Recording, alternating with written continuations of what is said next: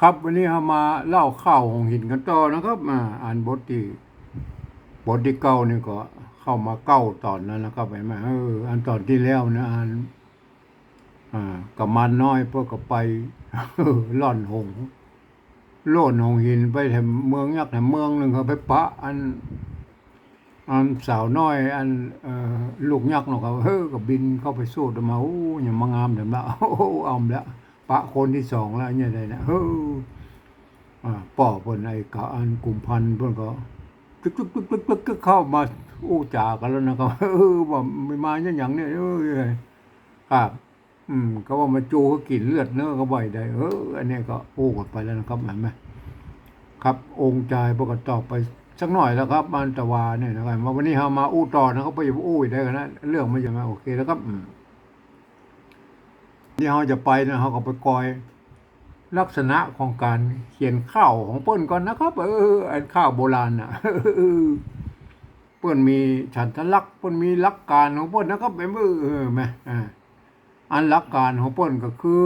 7ตัวเตี้ยว3ตัวเร็วบาดหลังบาดหน้านะครับอันนี้หลักการเขียนข้าวเปิ้นนะครับครับมันจะทำวรรค1และวรรค3นี่เป็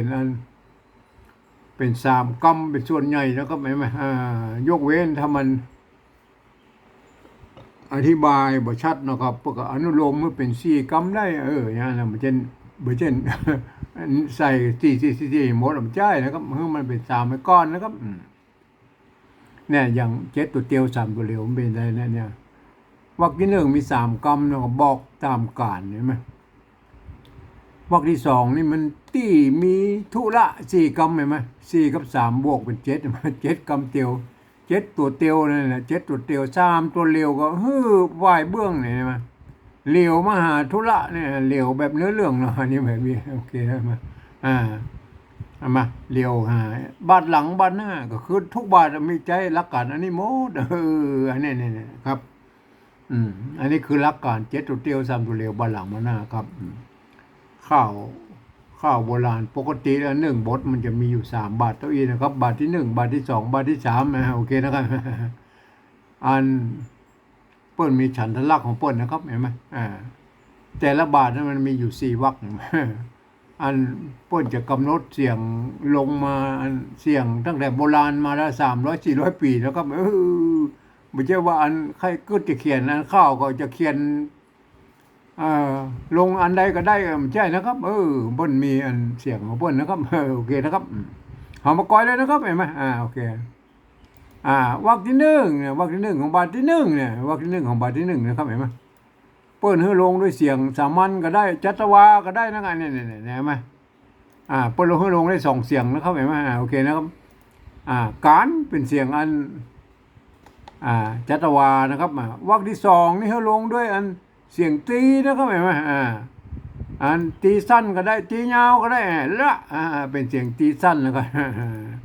อันนี้เนี่ยอันตายวรรคที่1ของบาทที่2เนี่ยเนื้อเป็นเสียงตียาวเนี่ยเห็นไหมครับเนี่ยเสียงตีเนี่ยท่านต้องนับแบบไตยวนเชียงใหม่นะครับถ้าภาษาไทยเพิ่นว่าละนี่เป็นภาษาเสียงตีเนาะก็ใจแม่นนะเนื้อนี่มันเสียงตีอยู่แล้วโอเคเห็นไหมถ้ามันแน่ใจเขาต้องไปถามที่ภาษาไทยนู่นครับภาษาไทยเพิ่นว่าได้ก็กับไม่ใช่เอาเสียงอันไอ้ตีปอมๆของไตเรือมาใส่เนาะอย่างคำว่าอันเนี้ยเขาชอบแต่นะครับเห็นไหมกรรมอันเนี้ยเนี่ยกรรมเนี่ยใช่ไหมกรรมเนี่ยโทษทีอันนี้มัน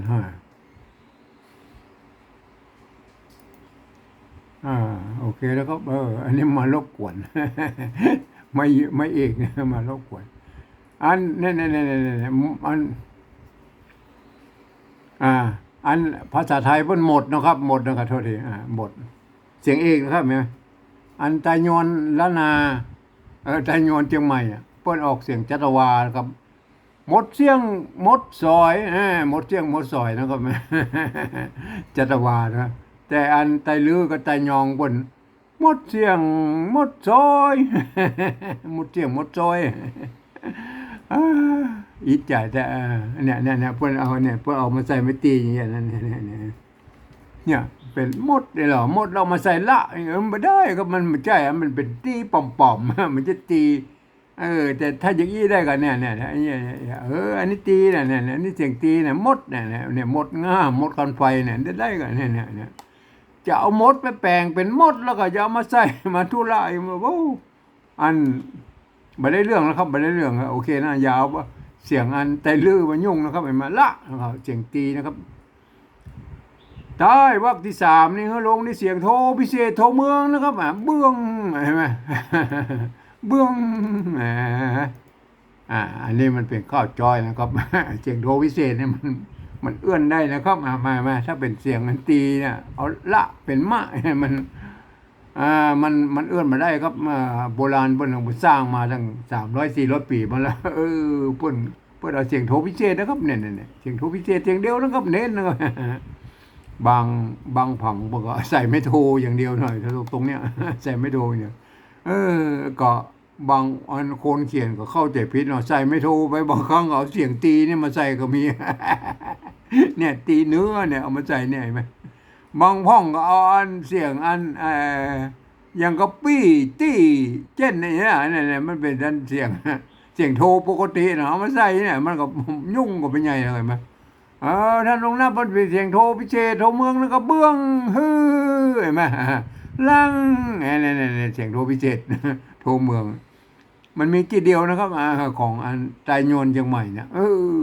ที่เดียวในโลกเลยนะครับไม่ใช่ที่เดียวในประเทศไทยนะในโลกเนี่ยอันภาษาไทยเปิ้นออกเสียงโทปกตินะครับเบื้องนะครับฝ่ายเบื้องเนี่ยตะเกียนี่มันย้ายไปโทษทีโทษทีไม่เยาะตะกี้มัน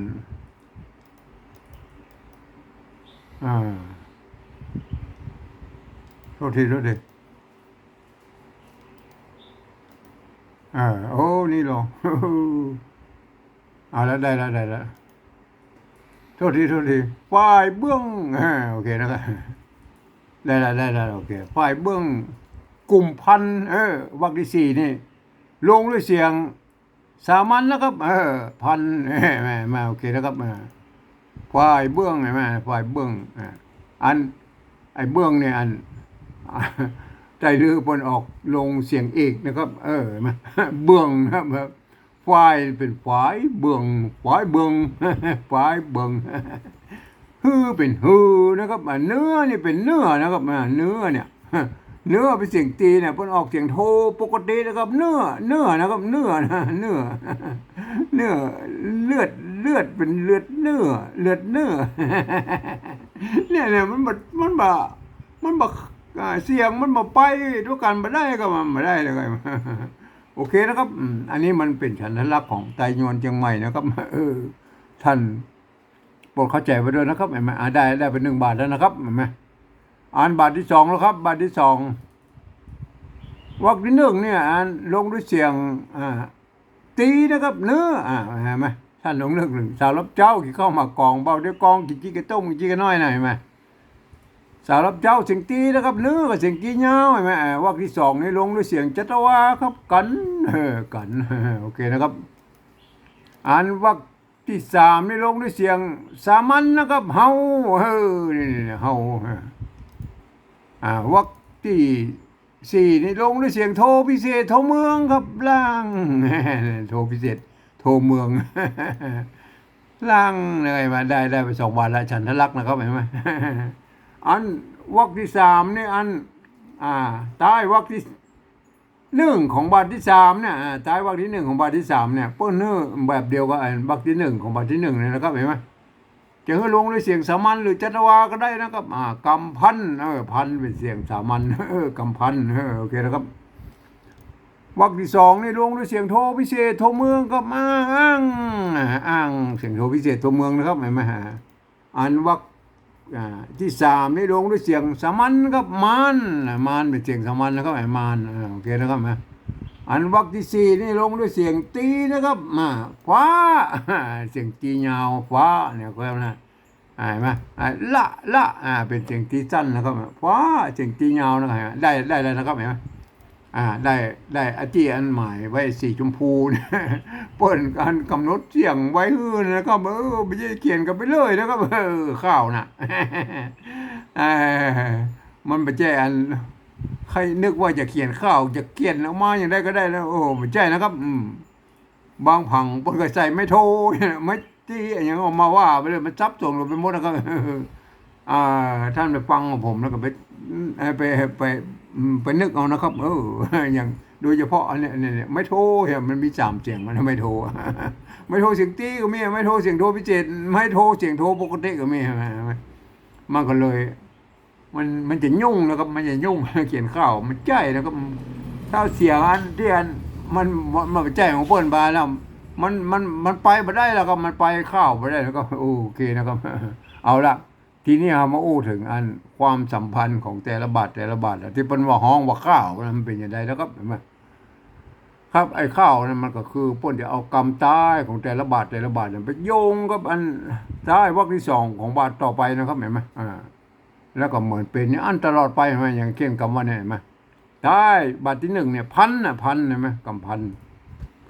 เปิ้นก็มากองกับอันกันเนี่ยอันใต้วรรคที่สองของบาทที่สองเนี่ยกันเห็นไหมเสียงจัตวานี้เสียงสมันเห็นไหมกองด้วยสระเห็นไหมก็คือสัมผัสสระนั่นแหละครับอันใต้ของบาทที่สองเนี่ยล่างเสียงโทพิเศษเห็นไหมเปิ้นก็มากองกับอันใต้อันวรรคที่สองของบาทที่สามเนี่ยเห็นไหมเนี่ยกองก็คืออันสัมผัสสระอันสัตวะเห็นไหมอันใต้ของอันบาทที่สามเนี่ยฟ้าเห็นไหมพวกก็มากองกับมันใต้ของวรรคที่สองของบาทที่หนึ่งของบทต่อไปนะก็เห็นไหมจ้าเห็นไหมเห็นไหมกองกันก็คือสัมผัสสระนั่นแหละครับเห็นไหมโอเคนะครับเนี่ยคือหลักการของเปิ้นที่บนห้องมาเจือกข้าวนะเหมือนไปเปิ้นตัดเจือกออกไปก็เหลือก็ข้าวอย่างเดียวก็เลยเรียกว่าข้าวนะเนี่ยโอเคนะครับอันนี้ที่เฮารู้ละความสัมพันธ์ของแต่ละวรรคนะเปิ้นเอาสระไปก้องกันนะครับอันทีนี้เฮามาอู้ถึงอันแต่ละบาทแล้วมันเป็นอย่างไรครับเห็นไหมแต่ละโทษเด้แต่ละวรรคเห็นไหมเฮามาอู้วรรคหนึ่งวรรคสองก่อนของแต่ละวรรคน่ะเฮาก็ไล่ไปนะครับเห็นไหมเปิ้นจะเน้นนะครับเน้นให้มันมีการสัมผัสแบบเนื้อเรื่อง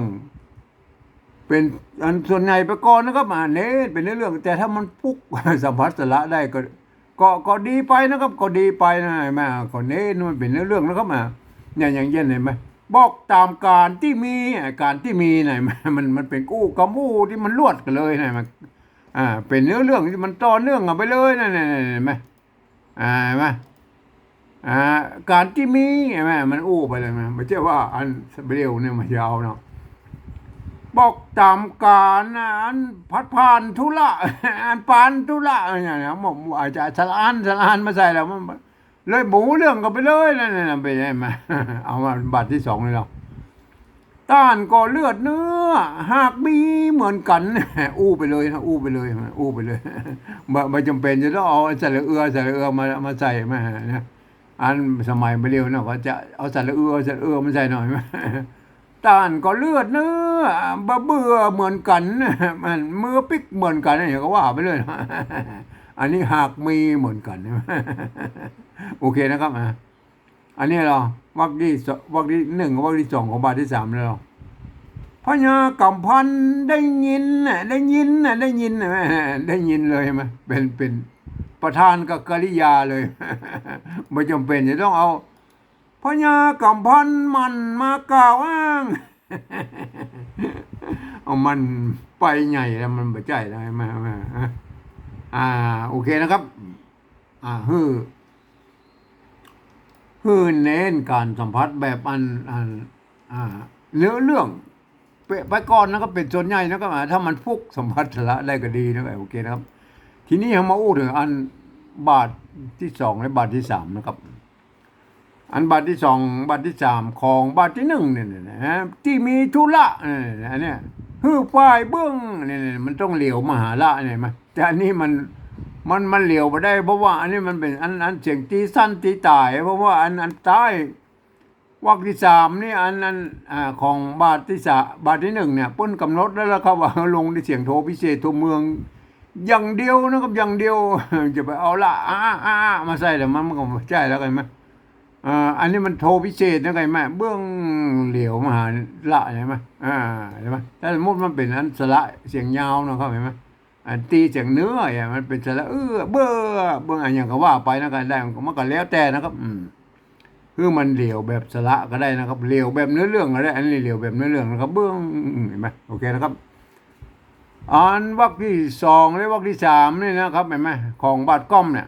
อันนี้เน้นนะครับเน้นคือมันอันสัมผัสสระกันนะครับไอ้วรรคสองวรรคเนี่ยต้องเน้นมันสัมผัสกันปกติแล้วมันจะต้อง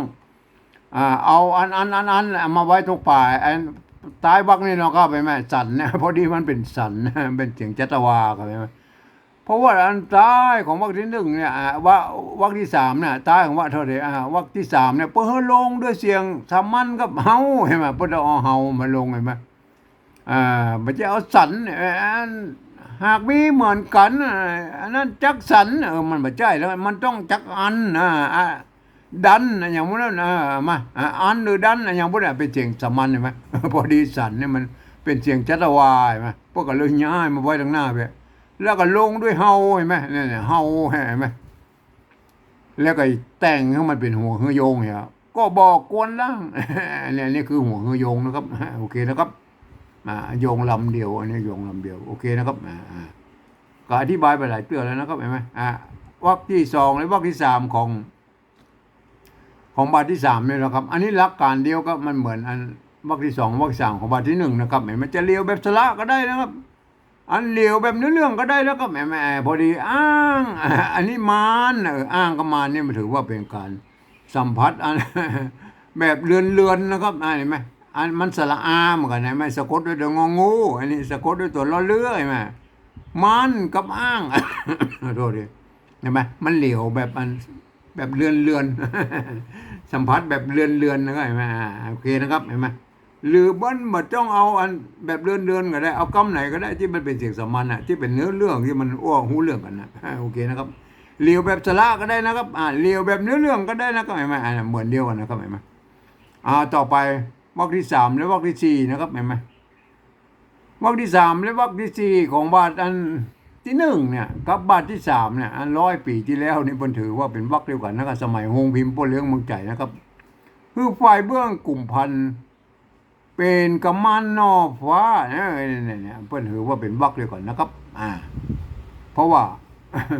เพิ่นอาจจะมีการอันสัมผัสอันสระได้หรือสัมผัสอันอักษรได้ภายในวรรคแต่ประเดี๋ยวนี้เขาแยกก็เป็นอันสองวรรคเนี่ยนะครับเพราะว่ามันท้ายวรรคมันมีสีชมพูมีจี้หมายมันมีจี้หมายเมื่อวันมันป้นลงเสียงนะครับมันบังคับเสียง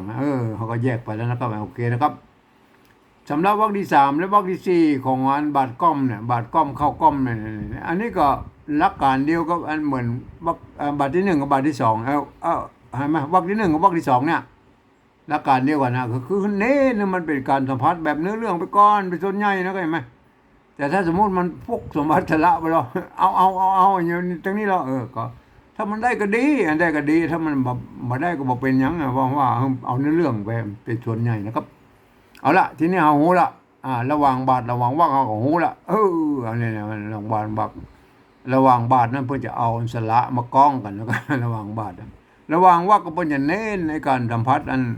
เป็นเรื่องเป็นส่วนใหญ่นะกันแล้วก็มีอันสัมผัสสระเป็นบางที่บางจุดนะครับโอเคนะครับ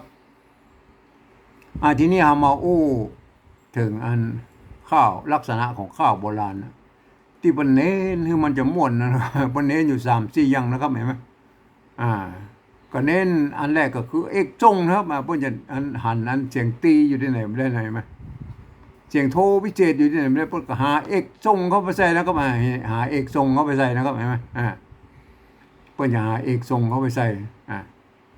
ครับอันนี้ละก็คืออันเอกทรงนะมันมีอยู่อัน4แบบนะครับคือไม่เอกเชิงเอกนะฝ่ายใช่ไหมไม่เอกเชิงโทไอ้ตี้เนี่ยตี้เนี่ยไม่เอกเชิงโทใช่ไหมแล้วก็เสียงเอกใช่ไหมแล้วก็เสียงโทใช่ไหมโอเคนะครับอันนี้คืออันเอกทรง แล้วก็อักษรกู้นะครับอักษรกู้นะครับเห็นไหมเน้นเฮเป็นอักษรกู้นักๆแล้วมันข้าวมันจะมื่นปากครับไหมเน้นมันสระกู้นักๆแล้วมันจะไปกับรถโอเคนะเน้นมันกำซ้ำม่วนในพ้องเห็นไหมแล้วมันจะม่วนกันไปเองเห็นไหมเอามาไล่ก่อนนะครับบอกตามการนะไอ้ตามกับการเนี่ยมันเป็นสระอากับสระอานะครับเห็นไหมไอ้ตามเนี่ยมันตัวไม่กาเหมือนกันนะสระอาเหมือนกันนะไหมอันสะกดด้วยมอม้านะครับอันนี้สะกดด้วยมอม้าอันการเนี่ยมันสะกดด้วยอันตัวล้อเรือเนี่ยไหมเห็นไหมก็เป็นสระอาเหมือนกันนะไหมสระอาตามการอันนี้ถือว่าเป็นการสัมผัสเรือนนะสัมผัสเรือนใช่ไหมอันนี้ละใช่ไหมทุกับเสียงตีนะใช่ไหมละกับเสียงตีไหมตีสั้นตีไต่นะกูมีเสียงสมันไหมอันตี้นี่มันเป็นเสียงโทก็ไหมตี้เนี่ยตัวตะไม่กี่ไม่ย่อนะครับไม่ย่อไม่เอกนะครับตี้นะครับตี้ใช่ไหมอันก็คือมันก็เป็นอีกแบบหนึ่งนะครับแบบมันเอกทรงแบบเสียงโทเอกทรงตี้ใช่ไหมทรงโทกับละเนี่ยตี้มีทุละฮือฝ่ายเบื้องเสียงโทพิเศษแล้วพวกเราฝ่ายอันนี้ฝ่ายนี่เป็นไม่เอกเสียงเอกนะครับไม่เอกเสียงเอกนะฝ่ายเบื้องกลุ่มพันอะไรไหมโอเคนะครับก้านมีก้านก็เลือดเนื้อมันเนื้อมันเสียงตีนะครับเลือดมันเสียงโทเสียงโทเนี่ยเสียงโทปกตินะคือเอกทรงเนื้อเห็นไหมโทปกตินะแล้วก็ไอ้ก้อนี่ก็เป็นอันเสียงโทเหมือนกันนะก้อเลือดเห็นไหมอันนี้ก็ทรงถึงกู้นะทรงเนื้อเห็นไหมเนี่ยถือว่าเป็นเอกทรงถึงกู้นะครับถึงก้อถึงเลือดเลยไหมอันนี้ก็เหมือนกันอันนี้ก็ต้านนี่เหมือนกันไอ้ต้านนี่ก็เสียงโทเหมือนกันครับไม่เอกอันนี้ก็3ตัวเลยเนี่ยทรงเนื้อเนี่ยแม่ถึงต้านถึงก้อถึงเนื้อใช่ไหมเป็นเสียงโทเหมือนกันนะครับต้านก้อเลือดใช่ไหมเนื้อทรงเนื้อเนี่ยแม่เนี่ยคือเอกทรงนะครับเห็นไหมหากมีเหมือนกันใช่ไหมไอ้มีเหมือนกันเนี่ยคือมอนะครับมออันอักษรกู้นะอักษรกู้มนะครับอักษรกู้เนี่ยมอโอเคนะครับจักสันแล้วก็จักสันเนี่ยไหมอันนี้ก็คือจักกับสันเนี่ยมันไม่พัดเหมือนกันนะมันก็ถือว่าการสะพัดเรือนนะอันนี้ก็คือสระแล้วครับสระกู้จักสันเนื้อเฮาก็บอกกวนล่างมันเสียงโทพิเศษได้กวนมันเสียงสมานมีบ่อกับก้อเนี่ยบ่อเป็นไม่เอกเสียงเอกนะเคยเห็นไหมส่งถึงก้ออันนี้เป็นอันก้อนี่เป็นนี่ก้อเป็นไม่เอกเสียงโทนะเคยเห็นไหมโทษทีนะครับก็คือส่งล่างนะใครมาส่งถึงเนี่ย2 กำนี่ส่งถึงล่างเนี่ยไหมให้มาโอเคนะครับพญากำพันได้ยินก้าวอ้างครับก้าวไม่ใช่กล่าวนะครับก้าวไม่มันต้องไปลั่นลิ้นนะครับก้าวอ้างไงไหมไม่เอกเสียงเอกหรือครับไม่เอกเสียงเอกก้าวอ้างโอเคนะครับส่งเสียงโทพิเศษเป็นกำมานนอฟ้าไอ้นอนี่มันเป็นอันไม่เอกเสียงเอกหรือครับนอฟ้าส่งเสียงเออันส่งเสียงตียาวเนี่ยเนี่ยมันเป็นยังไงก็อักษรกู้นะครับอันนี้มอเนี่ยมอสระกู้นะครับเอกทรงนะครับกำซ้ำม่วนซ้ำไปวันนี้มันมีซ้ำไปก็มาเป็นอย่างนั้นมันเมินหยอดไม่เตื้องนะแล้วมันจะม่วนไปเองนะครับครับก็มันเป็นอย่างนี้แหละไอ้ลักษณะการเขียนข้าวของพวกนะวันนี้เรามาเล่าต่อนะครับหลังจากอันกำพันนะครับขึ้นมาตึกเลยว่าอันกำมันน้อยไปน้อยแล้วขึ้นมาอย่างนี้นะก็ว่าไปเลยมากำมันเพื่อก็อู้ไปอยู่2 บาทแล้วแต่ว่าอู้ไป2 บาทแล้ววันนี้กำมันไปอยู่อู้ต่อนะครับโอเคนะครับเพื่อก็อู้ต่อนะครับบอกตามการที่มีธุระคือฝ่ายเบื้องกลุ่มพันต้านก่อเลือดเนื้อหากมีเหมือนกัน จักสันเนื้อเฮาก็บอกกวนล่างพญากำพันได้ยินกล่าวอ้างเป็นกำมันนอกฟ้าโอ้โหนี่แหละแล้วกำมันนอกฟ้าไว้เปิ้นเพราะว่าเปิ้นอ้างว่าเป็นโพธิสัตว์เนี่ยเลยโอ้โหก็หันจริง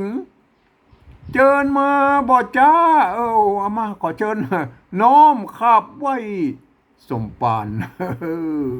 อันยกมือขับไว้แล้วเชิญขึ้นนั่งนิดเต้น